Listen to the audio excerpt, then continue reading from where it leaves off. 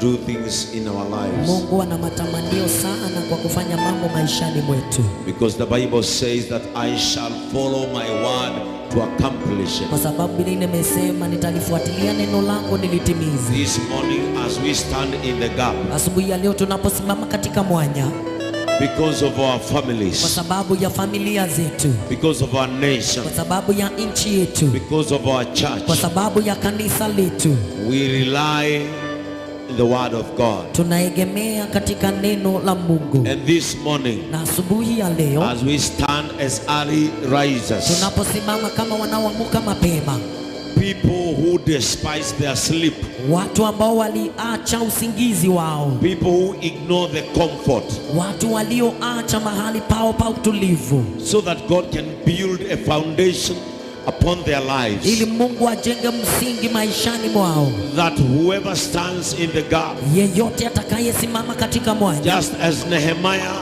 did. kama vile Nehemia alivyofanya. Yesterday God was teaching me about Nehemiah, Jana Mungu alikuwa ananifunza juu ya Nehemia, about power of standing in the gap, juu ya nguvu za kusimama katika mwanya. because not everybody, Sio kila mtu, not everyone sio kila mmoja will stand in the gap, atakayesimama katika mwanya, but a person lakini mtu who God has revealed himself to them. ambaye Mungu amejifunulia kwao.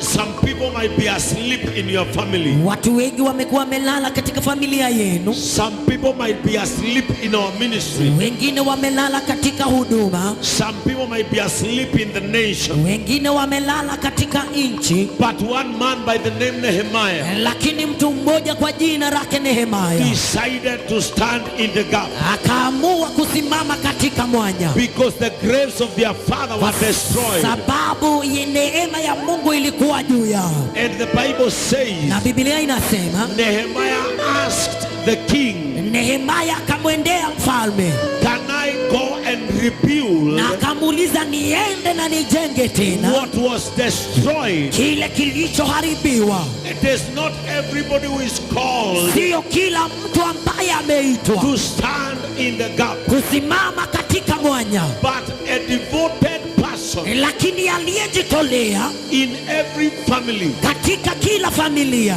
You might be carrying a rod on your shoulders, Inaweza kuwa umebeba mengi kwa mabega yako, but that is your responsibility, lakini hiyo ndio kazi yako. because God has called you Mungu amekuita to stand in that gap. ili usimame katika hilo mwanya. And this morning, Na asubuhi ya leo, by a declaration of faith kwa kuamlisha ndani ya imani and the power in the prayer, na nguvu ziliko ndani ya maombi, may things change because of you in your family. mambo yabadilike katika familia juu yako. I say may things turn around in your Nasema mambo family, yabadilike katika familia yenu, just because you have decided to pray. kwa sababu umeamua kuomba. May things change in this ministry, Mambo yabadilike katika huduma hii, because you have decided to pray. kwa sababu umeamua kuomba. May your life be aligned, Maisha yako yaelekezwe, because you have decided to pray. kwa sababu umeamua kuomba. May your children rise, Watoto wako wainuke, because you have decided to pray. kwa sababu umeamua Just kuomba. because you have stand in the gap, Sio kwa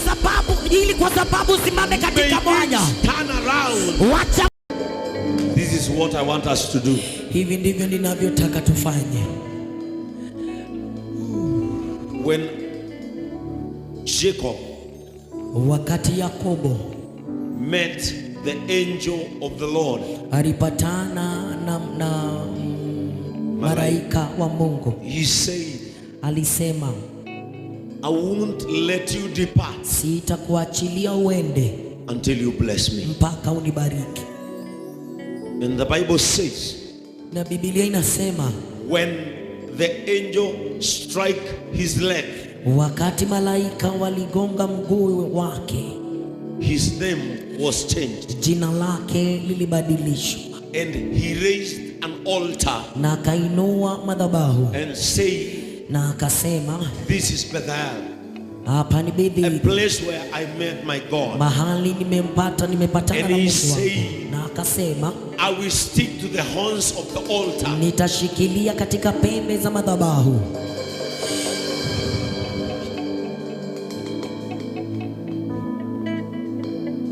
He said, Alisema I will stick to the horns of the altar nitashikilia pembe za madhabahu until things change. mpaka mambo yabadilike. In my spirit, Katika roho yangu I'm convinced nimehimizika that there are people in this church ya kwamba kuna watu katika kanisa who hili need to hold the horns of the altar wanahitaji kushikilia pembe za madhabahu until God strikes their feet mpaka Mungu aguze miguu yao for the changeover of their names. ili wabadilishiwe majina yao. We built this altar Tulijenga haya madhabahu and raised it up na tukaiinua juu for God.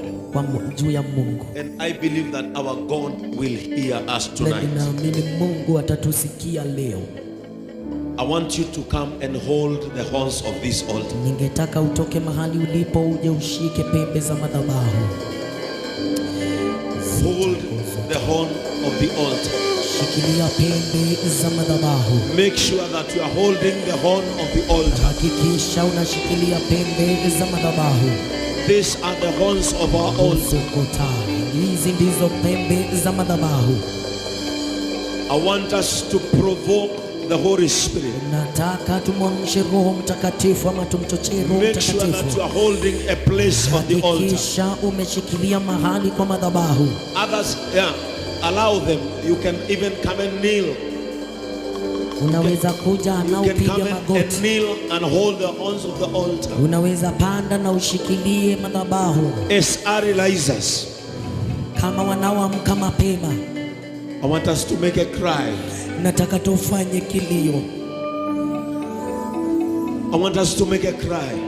Nataka tufanye kilio.